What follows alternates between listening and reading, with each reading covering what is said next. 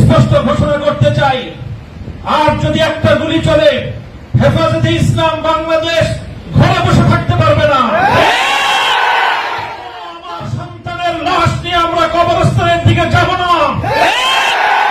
পরবর্তী সন্তানের লাশ কাঁধে আমির হেফাজত ইনশাআল্লাহ রাজপথে যখন নামবেন, টেকনাফ থেকে তেঁতুলিয়া পর্যন্ত পাক ভাঙ্গা সেই গণজোয়ার রুখে দেওয়ার সাধ্য কারো হবে না ইনশাআল্লাহ।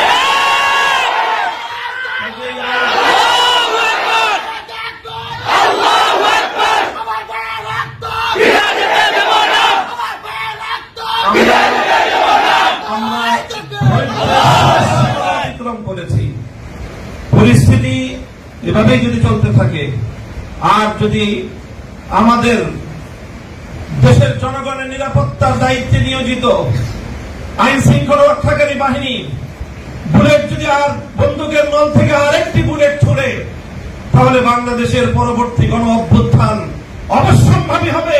সে অভ্যুত্থান রুখে দিতে কেউ পারবে না। আমরা আল্লাহ পাক রব্বুল আলামিনের কাছে দোয়া করব, যারা বৈষম্যের বিরুদ্ধে জীবন দিয়েছে, অত্যাচারীর হাতে যাদের প্রাণ গিয়েছে, তারা নিঃসন্দেহে শাহাদাত বরণ করেছে। কাজেই সেই শহীদদের আত্মার মাগফিরাত শুধু নয়, বরং শহীদদের শাহাদাতের কবুল হওয়ার জন্য আমরা দোয়া করব আল্লাহর কাছে। এবং সেই শহীদদের উসিলায় আল্লাহ যেন আমাদের আগামী প্রজন্মকে এভাবে সকল বৈষম্য, জুলুম, অবিচার, অন্যায়ের বিরুদ্ধে রুখে দাঁড়াবার এক অদম্য সাহস যেন আল্লাহ পরবর্তী প্রজন্মের বুকে বুকে দান করেন, সেই দোয়া ইনশাআল্লাহ আমরা করব। আখিরু দাওয়ানা আলহামদুলিল্লাহি রাব্বিল আলামিন। আজকে বৈষম্যের বিরুদ্ধে যে ছাত্ররা মাঠে নেমে এসেছে, যে ছাত্র জনতা, আমি মনে করি এটা আল্লাহ পাক রব্বুল আলামিনের সেই ঐতিহাসিক নির্দেশনা বাস্তবায়নেরই একটি পদক্ষেপ।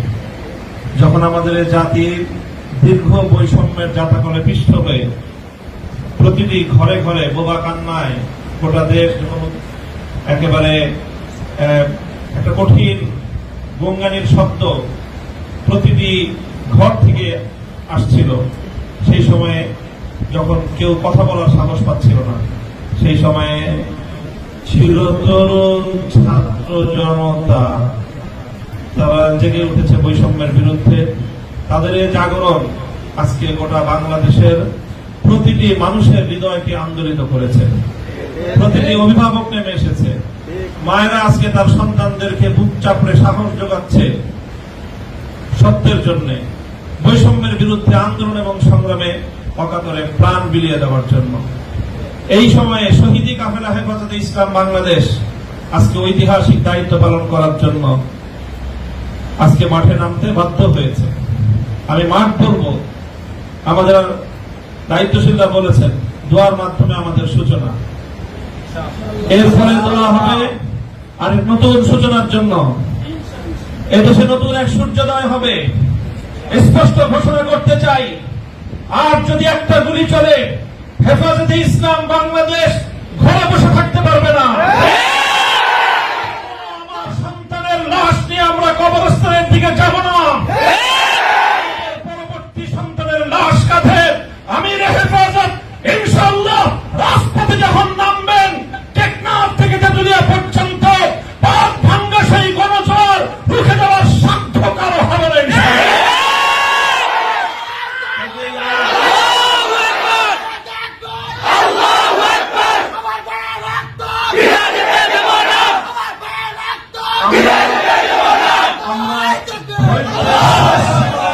করেছি পরিস্থিতি এভাবেই যদি চলতে থাকে, আর যদি আমাদের দেশের জনগণের নিরাপত্তার দায়িত্বে নিয়োজিত আইন শৃঙ্খলা রক্ষাকারী বাহিনী বুলেট যদি আর বন্দুকের নল থেকে আরেকটি বুলেট ছুড়ে, তাহলে বাংলাদেশের পরবর্তী গণ অভ্যুত্থান অবশ্যম্ভাবী হবে।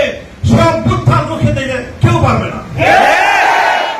আমরা আল্লাহ পাক রব্বুল আলামিনের কাছে দোয়া করব, যারা বৈষম্যের বিরুদ্ধে জীবন দিয়েছে, অত্যাচারীর হাতে যাদের প্রাণ গিয়েছে, তারা নিঃসন্দেহে শাহাদাত বরণ করেছে। কাজেই সেই শহীদদের আত্মার মাগফিরাত শুধু নয়, বরং শহীদদের শাহাদাতের কবুল হওয়ার জন্য আমরা দোয়া করব আল্লাহর কাছে। এবং সেই শহীদদের উসিলায় আল্লাহ যেন আমাদের আগামী প্রজন্মকে এভাবে সকল বৈষম্য, জুলুম, অবিচার, অন্যায়ের বিরুদ্ধে রুখে দাঁড়াবার এক অদম্য সাহস যেন আল্লাহ পরবর্তী প্রজন্মের বুকে বুকে দান করেন, সেই দোয়া ইনশাআল্লাহ আমরা করবো।